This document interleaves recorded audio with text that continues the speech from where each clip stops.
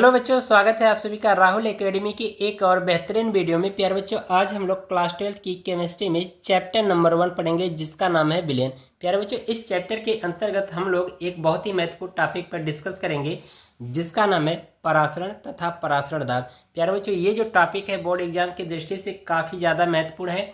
हमेशा हर साल आपके बोर्ड के एग्जाम में पूछा जाता है इसकी परिभाषा, और साथ ही साथ इसके न्यूमेरिकल्स भी 2 या 3 नंबर में पूछ दिए जाते हैं। ठीक है, तो वीडियो शुरू करने से पहले प्यारे बच्चों, अगर आप अभी तक हमारे यूट्यूब चैनल को सब्सक्राइब नहीं किया है तो चैनल को सब्सक्राइब कर लीजिए। वीडियो अंत तक देखिए, वीडियो पसंद आएगी तो वीडियो को लाइक और शेयर जरूर करिएगा।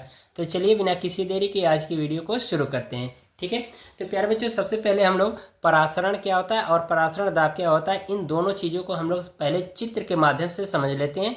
फिर इसके बाद इसकी परिभाषा और साथ साथ इसके फार्मूला दोनों को हम लोग देखेंगे। ठीक है, तो प्यारे बच्चों, सबसे पहले हम लोग क्या करेंगे कि एक बड़ा सा पात्र लेंगे। ठीक है, हम क्या कर रहे हैं कि यहाँ पर एक बड़ा सा पात्र ले लिया। ठीक है, और इस पात्र के मध्य में हमने क्या लगा दिया, एक अर्धपारगम्य झिल्ली लगा दिया। ठीक है, मान लो ये हमारी क्या है, एक अर्धपारगम्य झिल्ली। इसका नाम दे देते हैं अर्धपारगम्य झिल्ली। ठीक है, हमने क्या लिया, अर्धपारगम्य झिल्ली लिया और बर्तन के बीचों बीच भाग में हमने रख दिया। ठीक है, और यहाँ पर प्यारे बच्चे, जो अर्धपारगम्य झिल्ली जो लिया जाता है प्रयोगशाला में प्रयोग करने के लिए, सबसे जो बेस्ट होती है अर्धपारगम्य झिल्ली, वो होती है कॉपर फेरोसाइनाइड की। Copper ferrocyanide. ठीक है, ये होती है सबसे बेस्ट कॉपर फेरोसाइनाइड की अर्धपारगम्य झिल्ली होती है। ठीक है, अब हम क्या कर रहे हैं कि इस बर्तन के दोनों भाग में अलग अलग सांद्रता के विलयन भर दे रहे हैं। तो हमने क्या किया कि यहाँ पर एक विलयन ले लिया। ठीक है, और इधर भी हमने क्या किया, अलग सांद्रता का एक और दूसरा विलयन ले लिया। ठीक है, इसका हम नाम दे देंगे अभी। ये जो हमारा विलयन है, मान लो ये हमारा कैसा विलयन है, सांद्र विलयन है, सांद्र विलयन। ठीक है, सांद्र विलयन का मतलब प्यारे बच्चों क्या होता है, इसका पूरा हिंदी अर्थ बता दे रहा हूँ, होता है गाढ़ा विलयन।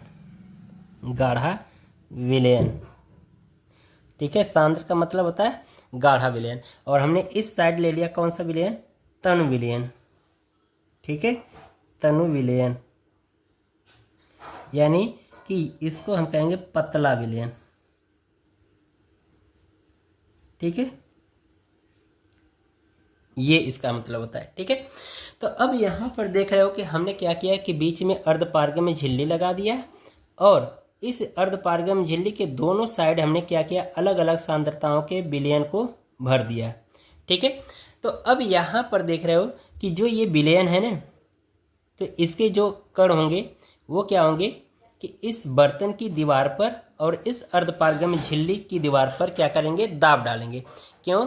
क्योंकि ये जिग जैग मोशन यानी कि ब्राउनिक गति करेंगे, तो क्या होंगे, टक्कर मारते हुए घूमेंगे और बहुत तेज़ी से घूमेंगे। ठीक है, तो इसका मतलब ये है कि यहाँ पर भी दाब डालेंगे, बर्तन की दीवार पर भी दाब डालेंगे। ये दाब इसका क्या कहलाता है, आंशिक दाब कहलाता है, और इसका नाम दे देते हैं P1।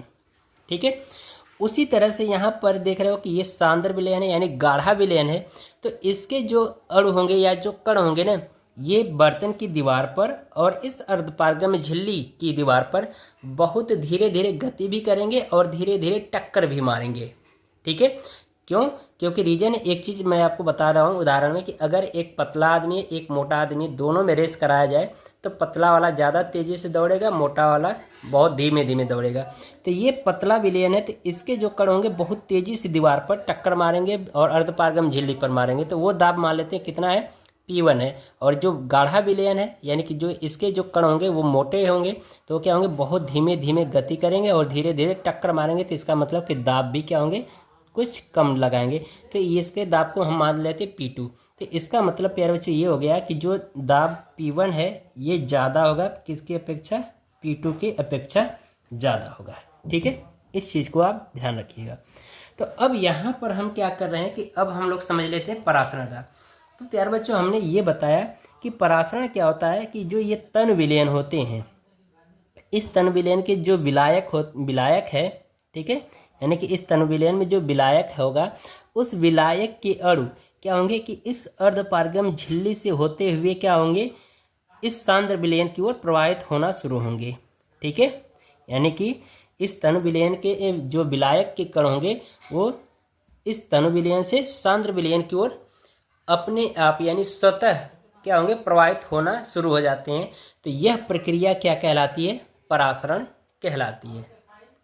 ठीक है, समझ में आ रही है बातें? अगर नहीं समझ में आई होगी तो एक बार वीडियो को बैक करके जरूर देख लीजिएगा। ठीक है, अब हम लोग क्या करते हैं, दूसरे चित्र में अब समझ लेते हैं परासरण दाब। ठीक है, सेम चित्र बनाऊंगा, बस थोड़ा सा डिफरेंस रखूंगा। तो यहाँ पर देखिए हमने क्या किया कि सबसे पहले एक बड़ा सा बर्तन लिया। ठीक है, ये इस बड़े से बर्तन में हमने क्या किया कि कुछ इस तरह से व्यवस्था लगा रखा है। ठीक है, ये ठीक है, और यहाँ पर हमने लगा दिया ये अर्धपारगम्य झिल्ली। ठीक है, ये हमारा क्या है, अर्धपारगम्य झिल्ली हमने लगा दिया। ठीक है, मान लो ये क्या है, अर्धपारगम्य झिल्ली लगा दिया। तो अब हमने बताया कि इधर हमने क्या रखा है, तनु विलयन रखा है। ठीक है, और इस साइड क्या है, सांद्र विलयन है। तो इधर हम नाम दे रहे हैं सांद्र विलयन। सांद्र विलयन जो कि इसका दाब माने हैं हमने P2, और ये जो है ये क्या है, हमारा तनु विलयन है, तनु विलयन। ठीक है, जो कि इसका हमने दाब माना है P1, जो कि जो P1 है वो P2 से कहीं ज़्यादा होगा। ठीक है, ये चीज़ है। तो अब हमने कहा कि ये जो इस तनु विलयन का जो विलायक है इसके जो अणु हैं ये तनु विलयन से सांद्र विलयन की ओर स्वतः प्रवाहित हो रहे हैं। इस परासरण की क्रिया को रोकने के लिए इस विलयन पर जितना अधिकतम दाब लगाया जाएगा, ठीक है, वही हमारा दाब क्या कहलाता है, परासरण दाब कहलाता है। बात समझ में आ रही? यानी कि इस परासरण की क्रिया को रोकने के लिए इस विलयन पर लगाया गया वह अधिकतम दाब जिससे ये परासरण की क्रिया रुक जाती है, वही दाब हमारा क्या कहलाता है, परासरण दाब कहलाता है। तो यहाँ पर क्या करेंगे, दाब लगाने के लिए हम यहाँ पर लगा देंगे पिस्टन। ठीक है, इस पर हमने क्या लगा दिया, पिस्टन लगा दिया, और इसके ऊपर नीचे की ओर हमने दाब P1 लगाया। तो अब ये जो पिस्टन होगा जैसे नीचे आएगा तो ये क्या होगा कि जब इस विलयन पर दाब डालेगा तो ये परासरण की क्रिया क्या होती है, उस दाब पर रुक जाएगी। तो जिस दाब पर परासरण की क्रिया रुकेगी वही दाब हमारा क्या कहलाता है, परासरण दाब कहलाता है। और यहाँ पर भी हम क्या करें, एक पिस्टन लगा दे रहे हैं, और पिस्टन के साथ साथ इधर साइड में हमने लगा दिया दाब मापी। ये मान लो हमारा क्या है, दाब मापी है। यहाँ पे नाम दे रहा हूँ दाब मापी। ठीक है, तो जितना दाब यहाँ पर लगाएंगे वह दाब यहाँ पर आपको दाब मापी में प्रदर्शित हो जाएगा। तो यही कहा जा रहा है कि परासरण दाब का कि किसी विलयन पर लगाया गया वह अधिकतम दाब जिसके कारण परासरण की क्रिया रुक जाती है, तो वह दाब हमारा क्या कहलाता है, परासरण दाब कहलाता है। ठीक है, तो ये चीज़ें मैंने बिल्कुल चित्र के माध्यम से डिटेल अच्छे तरीके से समझा दिया है। अगर चीज़ें समझ में नहीं आई होंगी तो वीडियो को एक बार बैक करके जरूर देखिएगा। चलिए अब हम लोग इसके परिभाषा को समझ लेते हैं और फार्मूला को देखते हैं। ठीक है, तो देखिए यहाँ पर परासरण की मैंने परिभाषा लिखा गया कि वह प्रक्रिया जिसमें विलायक के अणु कम सांद्रता वाले विलयन से अधिक सांद्रता वाले विलयन में अर्धपारगम झिल्ली से होकर स्वतः प्रवाहित होते हैं, परासरण कहलाती है। जो चीज़ें मैंने अभी यहाँ पर बताया कि जो तन विलयन के जो अणु हैं वो क्या होंगे, सांद्र विलयन की ओर प्रवाहित होंगे, किसके, अर्धपारगम झिल्ली के द्वारा स्वतः प्रवाहित होने लगते हैं, और इसी घटना को हम क्या कह रहे हैं, परासरण कह रहे हैं। ठीक है, तो एक बार परिभाषा और क्लियर कर लीजिए। यहाँ पर लिखा गया वह प्रक्रिया जिसमें विलायक के अणु कम सांद्रता वाले यानी कि तन विलयन से, ठीक है, कम सांद्रता वाले विलयन से अधिक सांद्रता वाले विलयन में यानी कि सांद्र विलयन में अर्धपारगम झिल्ली से होकर स्वतः प्रवाहित होते हैं, परासरण कहलाती है। ठीक है, ये परिभाषा परासरण का क्लियर हुआ। अब इसके बाद परासरण दाब की परिभाषा देखते हैं और फार्मूला देखते हैं। तो यहाँ पर लिखा गया परासरण दाब में मैंने बताया कि विलयन पर लगाया गया वह अधिकतम दाब जिसके कारण परासरण की क्रिया रुक जाती है, तो वह दाब हमारा क्या कहलाता है, परासरण दाब कहलाता है, जो कि मैंने चित्र में बता दिया। तो अब यहाँ पर देखिए लिखा गया है परिभाषा कि विलयन पर लगाया गया वह आधिक्य दाब जो अर्धपारगम्य झिल्ली द्वारा परासरण को रोकने के लिए आवश्यक हो, विलयन का परासरण दाब कहलाता है। ठीक है, चीज़ें वही है, मैंने परिभाषा क्लियर बताया कि परासरण की घटना को रोकने के लिए या परासरण दाब की यानी परासरण की क्रिया को रोकने के लिए लगाया गया विलयन पर वह अधिकतम दाब हमारा क्या कहलाता है, परासरण दाब कहलाता है। ठीक है, और यहाँ पर कहा जा रहा है कि इसे यानी परासरण दाब को पी या पाई से भी प्रदर्शित किया जाता है। ठीक है, तो आइए इसके फार्मूला को हम लोग जान लेते हैं। तो फार्मूला क्या होता है प्यारे बच्चों, इसको डायरेक्ट मैं बता दे रहा हूँ, बस केवल सवाल में इसका उपयोग होगा। तो एक फार्मूला आता है PV बराबर NRT, ये एक फार्मूला होता है। ठीक है, इसी को कहीं कहीं पर इस तरह से लिखा होता है पाई V बराबर NRT। चाहे आप PV बराबर NRT लिखिए, चाहे पाई V बराबर NRT लिखिए, दोनों सूत्र एक ही है। ठीक है, जहाँ पर ये P क्या है, परासरण दाब है, यहाँ पर पाई V क्या है, परासरण दाब है, V क्या है, विलयन का आयतन, N मोलों की संख्या, जो R है गैस स्थिरांक, और T जो है परमताप है। ठीक है, ये होता है। अब चूंकि हम जानते हैं प्यारे बच्चों कि एक फार्मूला होता है यानी कि N बराबर, ठीक है, यानी कि मोलों की संख्या N बराबर क्या होता है, भार बटा अणुभार होता है। तो इसकी जगह पे ये वाला मान रख दें, तो इसलिए हो जाएगा यहाँ पर PV बराबर WM गुणा RT। ठीक है, ये भी प्यारे बच्चों एक फार्मूला हो जाएगा, इसको भी ध्यान रखिएगा। ठीक है, और इसको भी कुछ इस तरह से लिखा जा सकता है, यानी कि PV बराबर, ठीक है, PV नहीं, यहाँ पे पाई लिख दीजिए क्योंकि यहाँ पर पाई है, तब पाई V बराबर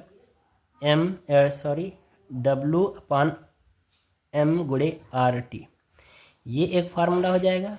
ठीक है, अब इसके बाद एक चीज़ और ध्यान रखिएगा, अगर हम इस V को इधर भाग करा दें M के साथ, तो ये हो जाएगा P बराबर N/V गुणा RT। ठीक है, तो ये भी हमारा एक फार्मूला हो जाएगा। और एक चीज़ जानते हो, मोलरता कैपिटल M बराबर क्या होता है, विलय के मोलों की संख्या बट्टे विलयन का आयतन। तो यानी कि N बट्टा V बराबर हमारा क्या होता है, मोलरता होता है। तो यहाँ पर M का मान रख देंगे। ठीक है, इसका यहाँ पर ये हो जाएगा P बराबर M गुणा RT।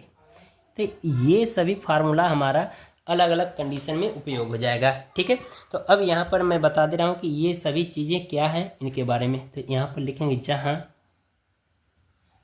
जहाँ P क्या है, परासरण दाब, परासरण दाब। ठीक है, और परासरण दाब को यहाँ पर हमने पाई से भी दर्शाया है, NCERT बुक में देखोगे तो पाई से भी दर्शाया जाता है। ठीक है, V क्या है, विलयन का आयतन है, विलयन का आयतन। ठीक है, विलयन का आयतन है। N क्या है, मोलों की संख्या। ठीक है, यानी विलय के मोलों की संख्या। ठीक है, और जो कैपिटल R है ये हमारा गैस स्थिरांक है। ठीक है, गैस स्थिरांक। ठीक है, इसका मान होता है प्यारे बच्चों, इसको याद करिएगा, सवाल में इसका उपयोग होगा। ये होता है 0.0821 litre ATM kelvin inverse mole inverse. ये इसका कैपिटल R यानी गैस स्थिरांक का ये वाला मान होता है। और यहाँ पर जो कैपिटल T है ये क्या है, परमताप है, परमताप। ठीक है, तो ये आज की वीडियो हमारी कंप्लीट होती है बच्चों। अगर आपको वीडियो ये पसंद आई होगी तो वीडियो को लाइक कर दीजिएगा और साथ ही साथ चैनल को सब्सक्राइब कर लीजिएगा। मिलते हैं अगले वीडियो में, तब तक के लिए गुड बाय, थैंक यू।